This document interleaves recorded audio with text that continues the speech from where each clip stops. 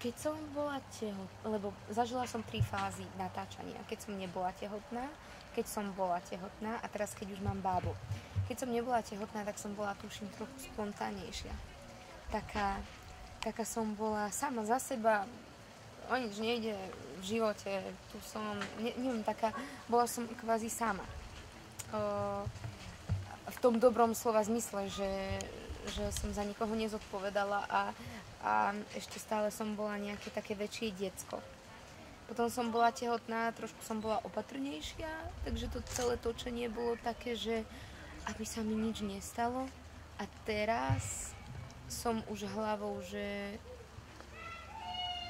či neplače, čo robí a tak, ale potom je zase veľmi príjemné, keď mi dajú vedieť, že spí a ja zistím, že môžem konečne sa uvoľniť a konečne môžem hrať a pracovať. Takže sa snažím sa tak uvoľniť. A keď sa to podarí, tak je to fajn, tak je to super. Tak sa teším, že robím niečo iné ako prebalovanie a také veci.